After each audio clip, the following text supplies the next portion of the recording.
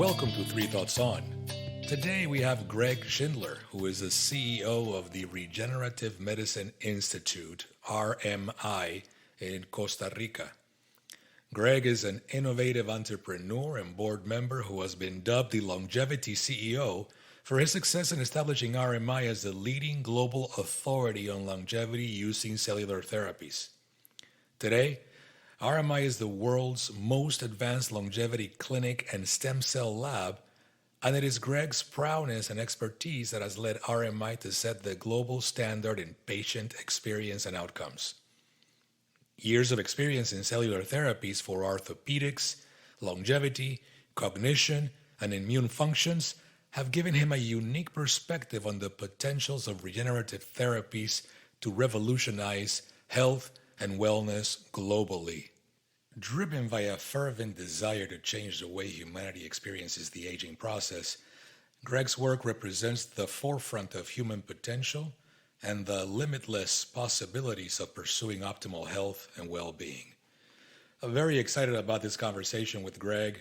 We touched on a number of topics, including aging, epigenetics, longevity, stem cells, and some of the things you could be doing today to engage in a process of aging more gracefully and having a better quality of life. So without further ado, Greg Shindler.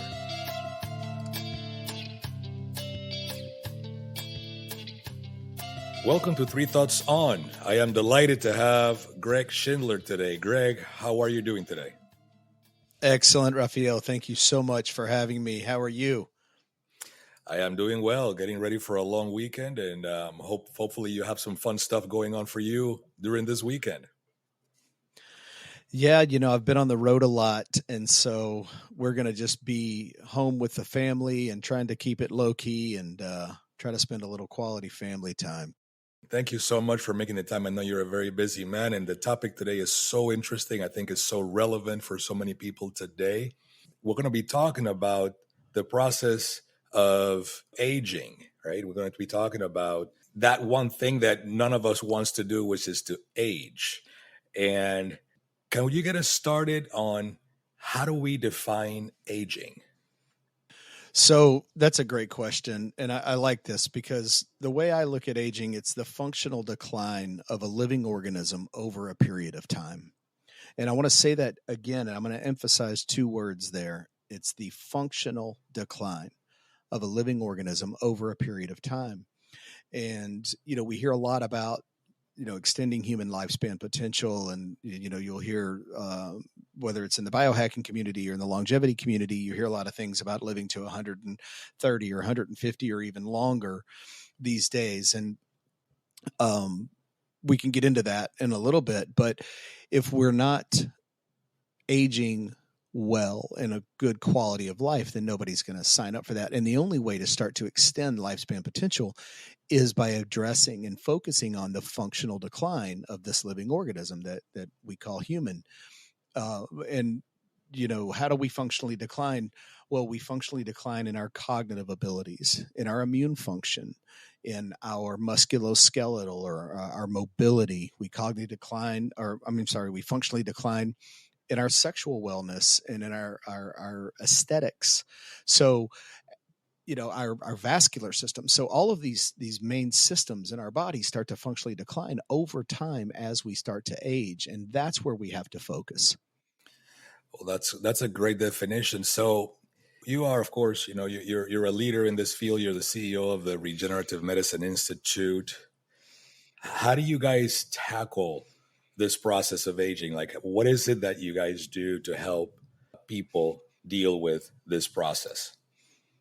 No, that's a good question. And really, let me start by saying there's no magic bullet when it comes to living healthier longer. There's just not. There's no shortcuts.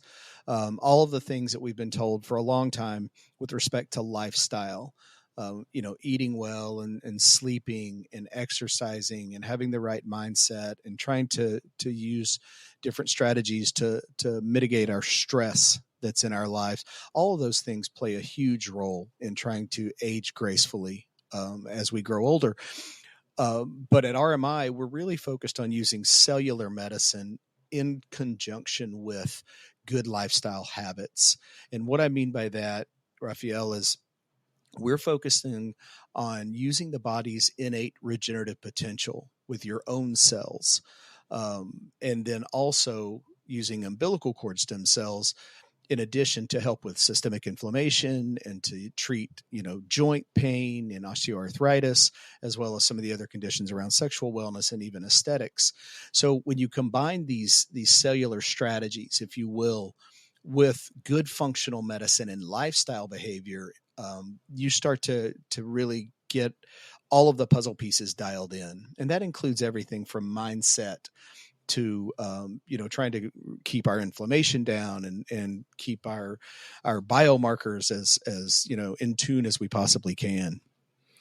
So that's interesting. So you guys take a very I don't like to use this word because it's been so overused and so misused, but it seems like you take a very holistic approach to the whole process, right? You zoom out and look at the individual, not just as a body, but you look at the individual as, the health aspect of it. What are you doing every day? How well are you sleeping? Okay, what are some of the activities you do? How are you eating? How is that whole process? But in addition to that, then you bring the science and kind of bridge those two to see, well, what can be done for you that is going to help you live a better quality of life and then age a bit more gracefully. Is that a good assessment of how it all comes together? Yeah, absolutely. And I think you have to, right? Medicine is getting into this personalized approach, and that too can be a little bit of an overused word, but we're trying to be preventative. The healthcare model has been broken for quite some time, and I think a lot of people are aware of this and in tune with this. It's been a break fix model, right? We sort of wait until things break and then we fix it. And typically, we're seeing medications to try to help us feel better, but not necessarily get better. And that's that holistic approach that you talked about. Everybody's different. Everybody has health issues that are unique to themselves. And so to think that we can do this in a one size fits all approach is just, it's not true. So we are seeing the trend in healthcare going to more of a preventative model and a personalized treatment model. And that involves getting to the root cause of a lot of these issues. And that's where that holistic approach that you're talking about, that we just discussed with sleep and exercise and diet and stress and all of those things, you have to manage them. And the testing and the diagnostics that have happened in the last literally 3 to 5 years have advanced to the point now where we can measure so many things. Wearables, for example, are huge, right? Oura rings or these glucose monitors or a Lumen device to measure, how you're metabolizing your food that you eat. All of these things give us on-demand access to how well we're accomplishing some of these lifestyle and behavior goals. So looking at everything through that macro lens and then dialing into what's not working as optimally as we would like, that's how we do this. And that's how you start to get measurable outcomes with patients and with all of us, and these are things that we can all do to improve our health. So going through the information that I found on your webpage and some of the conversations you and I have had in the past, there's two very popular terms that seem to be at the center of what you guys are doing, right? One of them is epigenetics, and the other one is stem cells. Could you tackle those two and just tell the audience a little bit more about those two and how it is at the center of what you guys do? Absolutely. Anytime that you start to mention words like epigenetics and stem cells, you can see people start to glaze over, but I'll do it in a lay terminology as well. Quick joke aside, my wife says, I would hate to be the person sitting next to you on an airplane that says, "So what do you do?" And I turn over and start talking about these kinds of things. But no, it is important. And epigenetics really is the external influences on our bodies, on our systems, right? Things like lifestyle, things like your environment, things like UV damage from sunlight and the pollution in the air. All of these things we now know affect our epigenome, which, rides above our genome, if you will. And epigenetics is really measuring how you're methylating DNA. And the epigenetic clocks that have been developed in the last several years have really come a long way. We're on our third generation epigenetic clock now. And when I say we, not RMI, just the industry. And they start to measure things like, a lot of people have probably heard about this biological age. You're chronologically, I'm 56, but biologically I'm 48. And what does that really mean?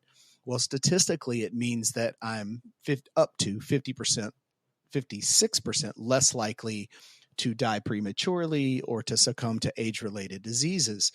And this is important. And most recently, we've seen an epigenetic clock called the Dunedin Pace of Aging clock. And what I like about this particular measurement tool is that it's showing longitudinal data as to whether you're accelerated or decelerated in the aging process. And it's dynamic. It's what's happening at this particular point in your life. So you can impact changes in your Dunedin pace of aging much faster than you could, say, over a period of time in your biological age. And I like this a lot because it's a measurement tool that shows the impact of the lifestyle changes or of cellular medicine therapies or supplementation or anything that you're doing. It's going to show up in these tests with respect to our epigenetics. And the good news about epigenetics is that because it is lifestyle related and centric, you can change it. So if your biological age, so let's say my biological age was 58 and I'm chronologically 56, well, I can impact that. We can start to develop strategies to reverse my biological age and get it lower, ideally, than my chronological age, and then start to measure my pace of aging, whether accelerated or decelerated, to see how well I'm doing as I go along. And that's hence the longitudinal part of this. So epigenetics is playing a huge role right now, and it's one measurement tool that we have. We have biomarkers like oxidative stress and HSCRP and TNF alpha, DNA damage, free radical levels. There's a ton of different things, and looking at neurotransmitters and hormones. When you put all of these, tests, including physiological, what your BMI look like and your muscle mass, you start to tell a story about each of the people, the patients, if you will. And that's what you were alluding to earlier, is we start to see the granular level of the impact of some of these lifestyle behaviors and modifications that we can make to start to improve our epigenetics, our biological ages, if you will. So it's really important as a measurement tool. And when you put it in conjunction and next to other biomarkers, it really does start to tell a story that of each individual and unique person with respect to their health. And now stem cells, think of it like this. What makes a stem cell special is the only cell in the human body that can differentiate into other tissues, right? And I'm going to go on a quick aside here, and at the risk of getting a little too deep into the weeds here, but one of the big breakthroughs, there's been some pivotal moments, Raphael, in the last, literally since about 2007. So it's fairly recent, right? It's not that long ago. So that's why you're seeing such excitement in the longevity community and in this movement to try to live healthier longer, is because in 2007, a gentleman by the name of Professor Yamanaka out of Japan identified 4 genes now known as the Yamanaka factors. And what makes this so special is that he took an adult skin cell and he reversed its age all the way back to pluripotency, or almost embryonic like age, in this stem cell. It had never been done before. In fact, a lot of people never even considered that it could be done. And it was a pivotal moment in the industry. And in 2012, Professor Dr. Yamanaka received a Nobel Prize for it, as well he should. And just identifying these 4 genes, that accelerated a lot of the things that we're seeing with respect to epigenetic clocks. Came around in 2013. In 2016, you saw epigenetic reprogramming, where you could take a patient's older cells, say you could take an 80-year-old person's cells, epigenetically reprogram back to 30-year-old versions of themselves, And when you give them back to the patient, they will go back into their bone marrow and start making copies of their younger selves. Now, that sounds like science fiction, but it's not. It's science fact today. And then we saw as recently as last year, the WHO finally acknowledged aging as a disease. And that's not a new debate. It's been around for a couple of 100 years. Whether you think it is or it isn't really the point, the way I see it. When we think of things in that context as a disease, and if you think of aging as a disease, then you start to develop strategies to mitigate it and to treat it. And that's the important part that I think. And stem cells play a role in that, because we're all born with a fixed number or a finite number of stem cells, and it is our regenerative potential. It supplies the repair and the regeneration, the rejuvenation, if you will, that we need when we get injured and when we suffer inflammation and when we suffer stress. And as we age, our bodies call on these stem cells to do the repair work. And as we start to decline in both number and function, that's when we see the aging process start to accelerate. So they play a huge role. And this is the part where I said, sometimes I can lose some of the people I'm talking to or the person next to me on the airplane. There are 3 main stem cell types. There are more that we focus on. Hematopoietic stem cells form the basis of our immune function, and endothelial progenitors form the basis of our vascular function, and mesenchymal stem cells, which are probably the most well-known, form the basis of our musculoskeletal systems, tissues, and organs. So if you think about those 3 things, vascular, immune, and musculoskeletal functions, that's the role that these stem cells play, and it's a critical component when you're talking about trying to help people improve their quality of life as they age and potentially expand human lifespan. So that's where they come in and play a role. And I want to be really clear. I think I said this earlier, but there is no magic bullet. They're a puzzle piece just like everything else. But it turns out they're a really critical puzzle piece when it comes to aging and longevity and improved health. Well, that's wonderful. That's a lot there. So let me try to zoom out again for the public. So let me go back. I'm going to go back to epigenetics first, and then come right back into the stem cells. So I'm going to say something, and I want you to listen to it and see if you can correct me. See if I got this straight in my head. So we have our genomes and we have our genes, which are all individual. We all have our own set. That is a function of our parents and our lineage and so forth. And then on top of that, you have the epigenome, right? Which gets directly, or it could be directly upregulated or lower regulated by the environment we choose to live in, right? And that then determines if some genetic predisposition becomes real or not. So if that is true, then that analogy that your genes load the gun, but the environment pulls the trigger makes a lot of sense to me.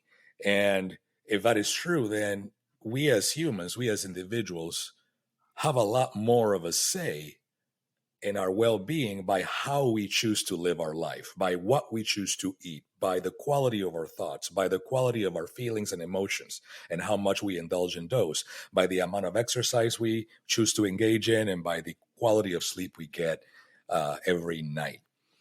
Is that, that like the summary of, the genome, epigenome, and the environment relationship? Perfect. Yeah, that's exactly well said. Excellent. Yeah, it's important to really, when you think about them, these are one way to think about them are chemical modifications and, molecular factors that influence the activity and the expression of genes within a cell, but without altering the underlying DNA sequence. Right. And so these modifications determine whether genes are turned on or off. And as we start to age, literally by decades, certain genes turn on, other genes turn off as we start to go through the aging process. But yes, that's well summarized. Great. So then as we go then into stem cells, I have had conversations with folks that, this is new and it's not straightforward. I mean, this is, very interesting and difficult science, right? So what I try to do here is to bring it, to a place where everybody can understand it. So it can be very easily misunderstood that when you say that, we can take, tissue and bring it back to its, embryonic stage, that what we're trying to do here is to live forever or to look young forever, right? Or to go back to looking young, Benjamin Button phenomenon, right? But that's actually not the case at all. What we're trying to do here is it's just, we know we're gonna age, but the goal here is to improve the quality of that aging. Correct. It's exactly right. Look, we know that I think it's 72% of Americans look in the mirror and they're not happy with what they see, with their appearance. And people say, well, how is that related to longevity? It's kind of a vanity play. But really what we know is that when you feel better about yourself and your appearance, you tend to be happier. And the happiness index is directly correlated to longevity and living healthier longer. So it does play a role. It is not about just trying to live forever. And, the fountain of youth is nothing new, right? Ponce de Leon's, been looking for it forever. And I think that everyone, here's what the way I like to view it. And I'm going to do it with a story. So I had an 89-year-old patient who was wanting an extra decade to be with his wife, who was considerably younger. She was in her early 50s, and his daughter. And that was his goal. And when you start to think about helping a person live healthier longer, especially at an advanced age, you start to realize this ripple effect. It's not just this one person you're helping, but you're helping this person spend more time doing the things they love with the people they love to do them with. And they get more time with their spouse or their grandparents or their father or whatever it may be. To me, that's what this is about.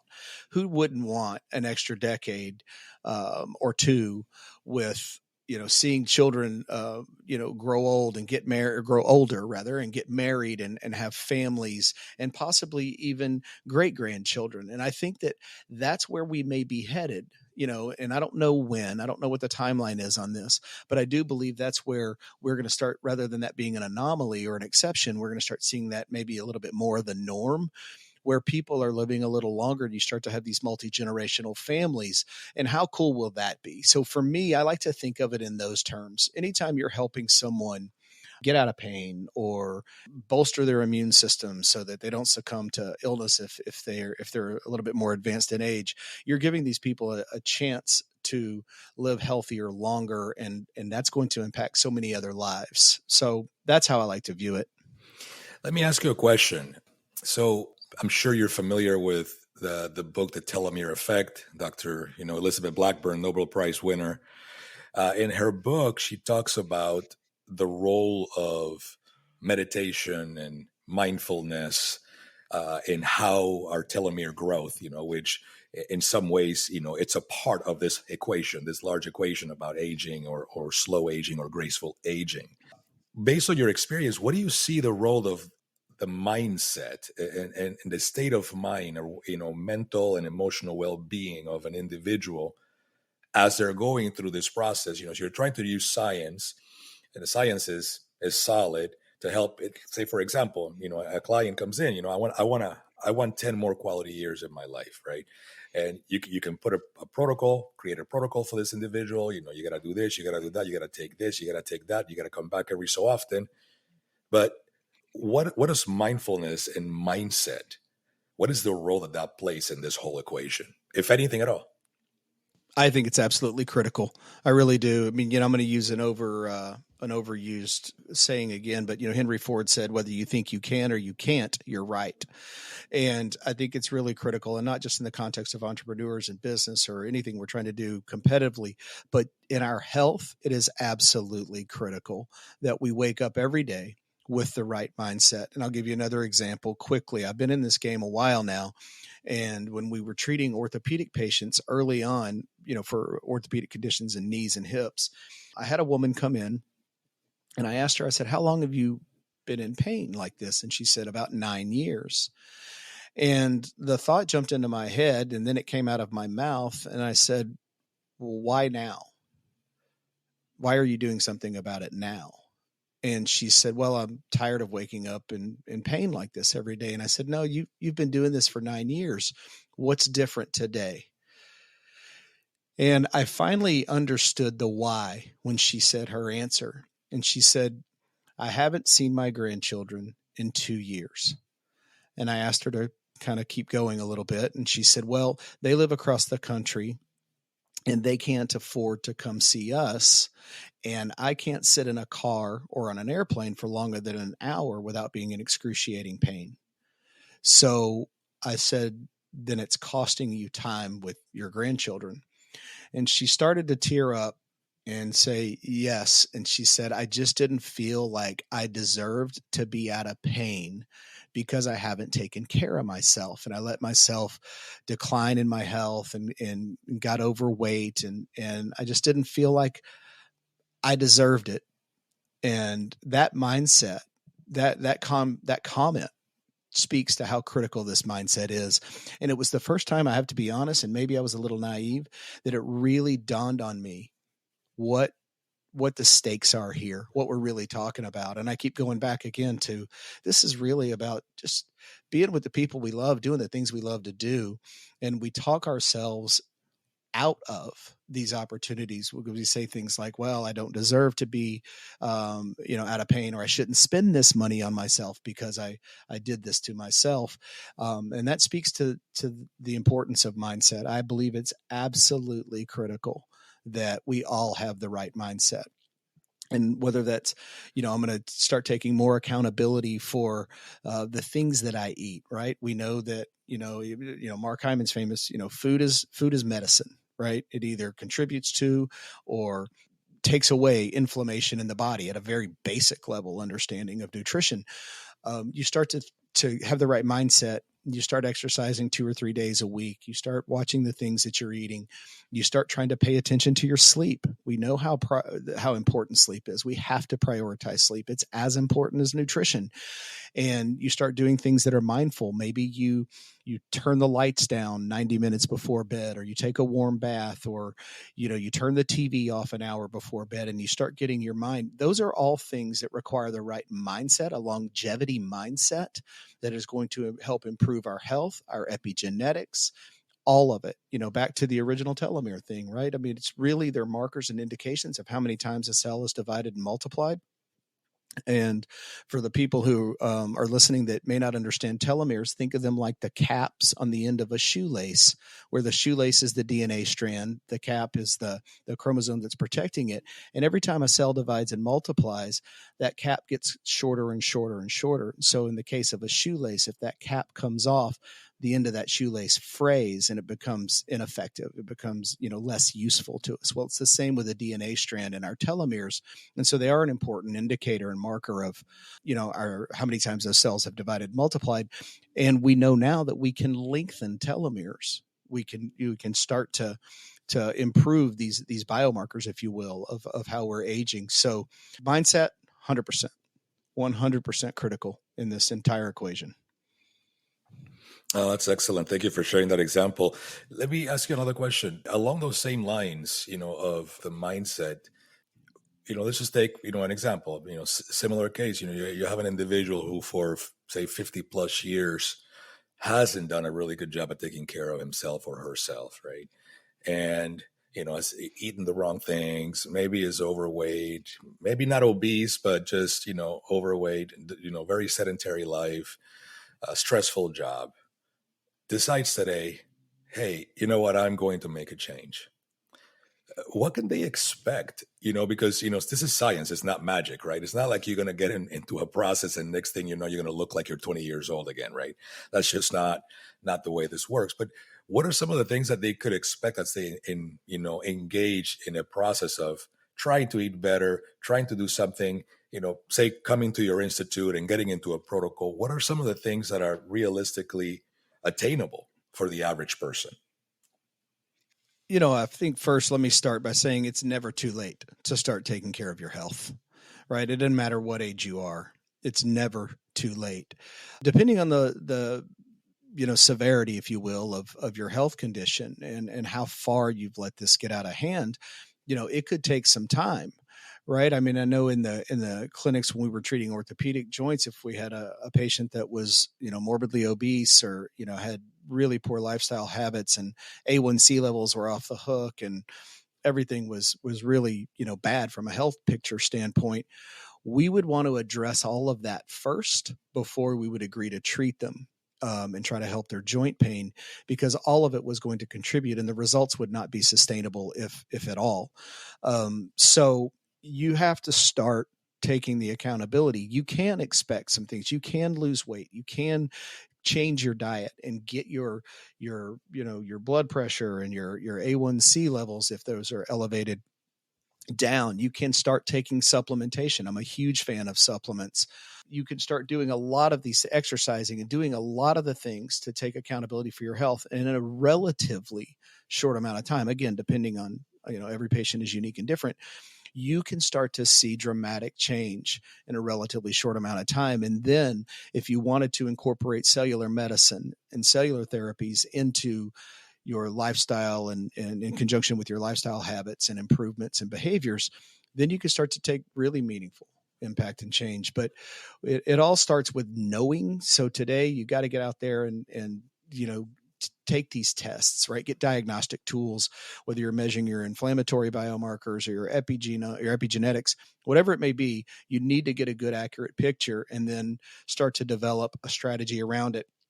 Functional medicine is another thing that I'm a huge fan of. I believe that if you don't have a functional medicine doctor today, you should get one. They're going back to the root cause. They're looking at things like your thyroid, your adrenal, and your hormone systems and how they're functioning together and interrelated. And again, they're looking at diagnostics to sort of derive the treatment plan and the recommendations and the supplements and all of these other things. But there's no shortcut, but there is hope for sure, and it's never too late.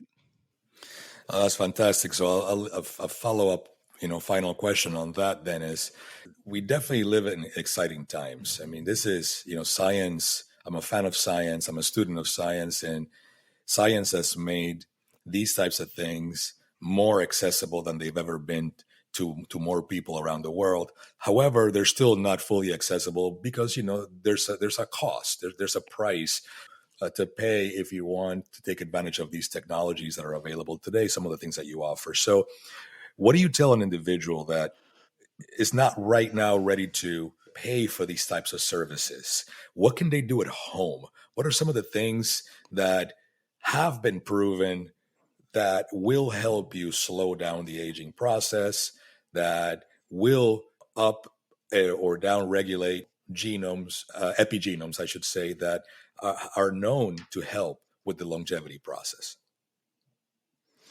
So, there's a lot of things that we can do at home. The numbers are 70 to 75% of our health is dictated through our lifestyle habits, and that we know that we can measure those with epigenetics. So the other 30% comes back to the cellular level. But the things that you can do at home: intermittent fasting, caloric restriction, prioritize sleep, obviously nutrition, breathing is a big component, right? Trying to take some time to do some breath work, some mindful meditation, whether it be guided. Those are some of the things that we can do.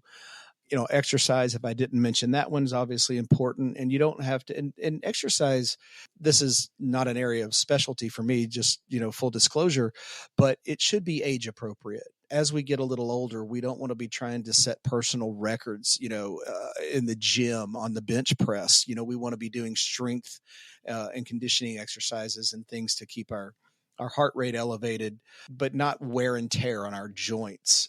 Supplementation is another thing people can do. And once you have, you get blood work drawn up, you're working with a good functional medicine doctor, these are all things that are accessible. You can then start to take the right supplements. And I think, again, I'm a huge fan. I'm a big believer. I saw it in my own blood work. Within 90 days, I pulled all of my markers that were pretty far out of control due to a lot of travel. And quite frankly, if I'm being completely honest, I wasn't sleeping well. I wasn't eating as well as I usually do. And I was checking a box on my exercises in the hotel gyms that I was in and out of, for literally months at a time. And so my body, paid the price and paid the toll. And when my functional medicine team took my blood panels and biomarkers, they said, look, you got to get this under control. And I believe that the supplements they put me on had a tremendous amount to do with it. So that's definitely something that I'm a big fan of. And, we start to see modern things now like cold plunges, right? I'm a fan of those. Nobody loves the idea of jumping into freezing water for 3 to 5 minutes, but the science and the data that supports the health benefits for us are undeniable. And so those are things that we can start to do. So there's a ton of things that we can begin to do at home to help live healthier longer. Well, Greg, I want to thank you so much for your time and making a window in your busy schedule. I am very excited about the possibilities here. Definitely want to come visit you guys in your center soon. I know I'll be seeing you at the 5K in a couple of weeks. I'm looking forward to that. Thank you so much. I hope you have a wonderful long weekend with your family. I look forward to seeing you in a couple of weeks with our good friend Charlie. And the door is always open and the light is always on in Costa Rica whenever you're ready to come down. We can't wait to have you. So real quick, where can people find more information about what you do? They can go to rmi-international.com. And from the website, they can schedule a consult or send an email or do anything they would like to do to learn a little bit more about it. Great. Thank you, Greg. Rafael, thank you so much for having me today. Have a great 4th and see you soon.